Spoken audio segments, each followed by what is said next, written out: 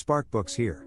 Today, I'm going to explain the book, 14 Talks by Age 14, by Michelle Icard. Take care, enjoy the book, and have a nice day. 14 Talks by Age 14, 2020, tackles the thorny subject of communicating with tweens, those adolescents between the ages of 10 and 14 who are beginning to pull away from their parents and close down lines of communication. This is the age at which big topics like sexuality, money, and life choices are more important than ever, but it's also the age at which having a conversation with your child is harder than ever before. So what can parents do? Well, it's time to learn a new way of talking with, and not at, your tween. Key idea number 1, talking to your tween is easier with new lingo. Parent-child language is unique. Having the correct conversations at the right time keeps kids safe. Infant cries are noise to many. However, parents can spot the subtle signs that their infant needs food or a diaper change. From infancy to roughly 11, this relationship varies. As they grow up, youngsters separate from their parents and form their own identities. The old language breaks down when parents and children become less alike. As a parent, you must communicate differently. This Blinks message, learning new lingo will help you talk to your preteen. Languages unite people. Tweens want to be independent and explore the world. Thus, this age makes communication tough. As unpleasant silences replace discussions, parents feel frustrated. Parents often want to yell at their kids rather than talk to them, but that just starts a loop of harsh lecturing and crying outbursts. Then what? Remember that your tween's need for autonomy is normal and healthy. Lack of self-esteem in adolescence is linked to subsequent toxic or codependent relationships. You want your tween to be autonomous.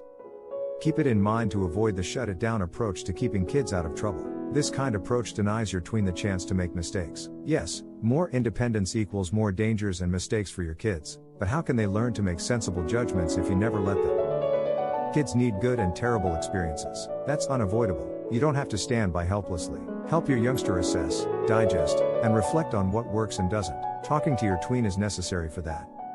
Having the correct conversations at the right time keeps kids safe. Key idea number 2, to trust your tween's independence, make a roadmap. Every tween eventually asks to spend a day at the park or shopping without parents. Whatever you choose, make it obvious that these tests are milestones toward your tween's autonomy. This request can also frighten parents. The world is dangerous. 1,000 things may go wrong. Your tween, ready? If you're not convinced, say no. A better way exists. Your tween will be ready eventually. Communicate this. Show her how to prepare. If her friends leave her at the mall, she may feel mistreated. Key point, to trust your tween's independence, make a roadmap. Improvisers learn to keep skits alive by answering questions with yes, and instead of no. This method can help parents of tweens going through a rough patch. However, being a good parent includes saying no to your child's requests. You might think of your tween's ever-changing dialogue as a sketch you're attempting to keep going.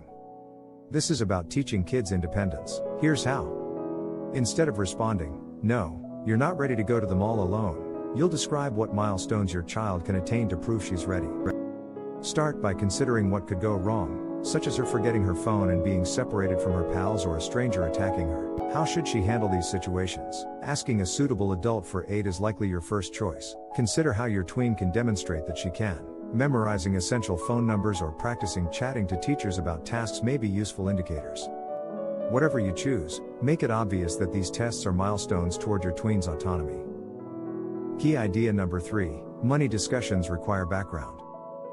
Discuss money. Your tween wants a video game. It's been decreased from $30 to $20, which he knows you have. It's a terrific sale, but that's not a solid excuse to pay $20. If the family saved $30 for a new game, that's a valid justification. If so, it's a steal. You weren't going to buy a game, instead you'd use money for a school field trip. Thus, this choice is unwise given your budget. Good news first. Teens instinctively grasp financial responsibility. 2012 National Consumer League Survey. 90% of American kids save money, and 40% save half or more. Now it gets tricky. Personal finance goes beyond saving. Your child should also understand financial decisions context. Important, money discussions require background. Kids compare their families, making money a major topic. If his classmates vacation in Hawaii or have pools, your preteen will wonder why your family doesn't. He'll likely say it's unjust. How should these interactions be handled? Avoid secrecy. Money education requires discussion. That doesn't imply telling him everything. Instead of transparency, try translucency, open, honest communication about general notions. Start by discussing the unseen. Hawaiian holidays and pools. Other families may have everything yours doesn't, but they may be drowning in credit card debt or not saving for college. Value follows. Value is how a pool or vacation compares to a higher budget. Explaining your spending can introduce this idea. Your tween wants a video game. It's been decreased from $30 to $20, which he knows you have. It's a terrific sale, but that's not a solid excuse to pay $20. If the family saved $30 for a new game, that's a valid justification. If so, it's a steal. You weren't going to buy a game, instead you'd use money for a school field trip. Thus, this choice is unwise given your budget. Key idea number 4. Set rules to help your kids use digital responsibly.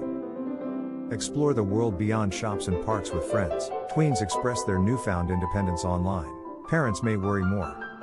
Not surprising, technology moves quickly, and the media warns on the dangers of new apps and trends. You'll feel like you're playing catch-up and never understanding the material. Tech needn't be scary. It's a tool. It's like scissors, safe or harmful. How your child uses technology is what matters. Set rules to help your kids use tech more responsibly. Today, online and offline blur. Online is becoming real, thus the same standards apply. When discussing technology, this is your main point. Create ground rules for how the household uses, enjoys, and interacts with technology to start this conversation. Family meetings can discuss these regulations. The purpose is to build a framework for future smaller difficulties. This may entail discussions on which apps your children can download or inquiries like, why do I have to put my phone away?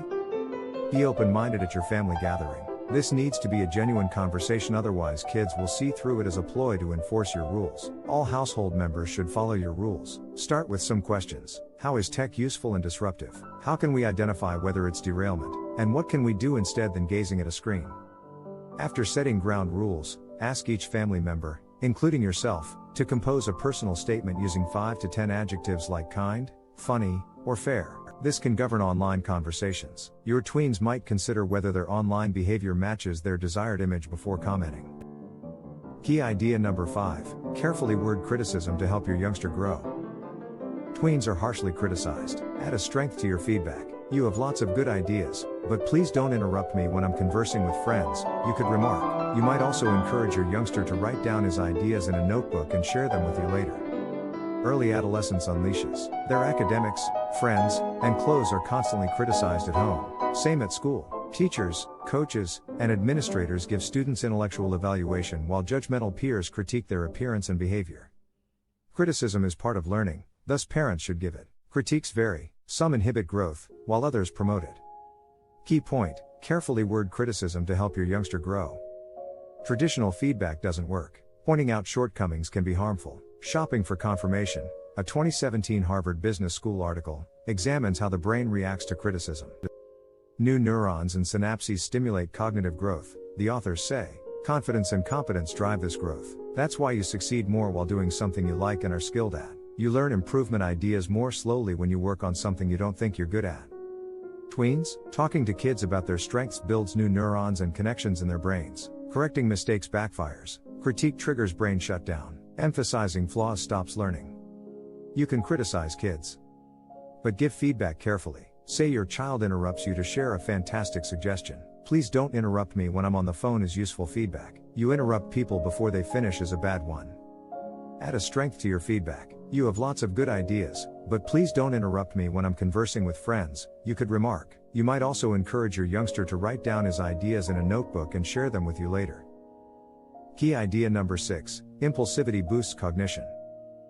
Pouring a whole costly oil bottle into a bath without asking. Spinning a lighted firecracker on the ground and dodging its launch. Uninvitedly inviting 30 kids to a birthday celebration. How can you foster sensation seeking without letting youngsters make risky choices? Identifying 2 types of impulsive behavior is best. Fireworks games provide immediate health and life risks. Use your parental power to stop this conduct immediately. Second, less serious scenarios like that spontaneous birthday party plan. You can go slower here. Feel 12 again.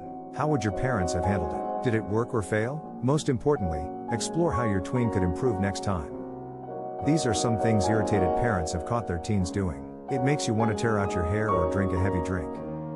Tweens are impulsive. That's no coincidence. Impulsivity is frustrating but not harmful. Important: impulsivity boosts cognition. Define impulsivity. It could be carelessness. Not exactly. Impulsivity is a decision-making style. Dissect that. Some decisions consider future repercussions, others are present-minded, they're different. The latter involves prefrontal cortex growth, which is responsible for risk analysis, problem solving, and critical thinking. Data from fresh experiences helps the brain form new connections. The brain wants to expand, so new experiences flood the nervous system with dopamine, a neurochemical reward that urges us to repeat acts. Impulsive decisions boost cognition. Sensation seeking, searching for novel stimuli, is essential to growth. Experiences teach your tween. That causes many bad calls. Long term, it will improve rational thought. How can you foster sensation seeking without letting youngsters make risky choices? Identifying two types of impulsive behavior is best. Fireworks games provide immediate health and life risks. Use your parental power to stop this conduct immediately. Second, less serious scenarios like that spontaneous birthday party plan. You can go slower here. Feel 12 again. How would your parents have handled it? Did it work or fail? Most importantly, explore how your tween could improve next time. Key idea number 7. Discussing consent early simplifies sex interactions. Small U.S. art schools adopted new sex and consent policies in the early 1990s. The author attended a Midwestern school. Personal property teaches consent too. Tweens often take a what's yours is mine mentality at home, especially with siblings. Call a family meeting to discuss. Set standards regarding respecting others' property and seeking permission to use it. Here are some easy ways to keep talking to your tween as they grow up. Hang on. Students were told to seek for permission before kissing. Many considered this restriction absurd and unromantic. Thankfully, things have changed. Consent is now part of sexual education, not a joke. However, you can teach this notion in non-sexual circumstances before tweens are ready to discuss sex. Consent early simplifies sex conversations later. Talking about consent early helps kids understand and prepare for safer sexual encounters. How do you start? Consent is about who touches you and when, not only sexual contact. Boundaries, generally. No saying kids vary. Some can say no without being unpleasant, while others need to learn. Tweens avoid rejection by avoiding conflict. The author has witnessed this several times at her middle school summer leadership camps. These kids often lie needlessly. If other kids want to play but they're sleepy or want to read, they'll say their aunt's cat died. Encourage your tween to say no instead of lying if you catch her doing so. Remind her that she sets her own boundaries and doesn't need to justify herself.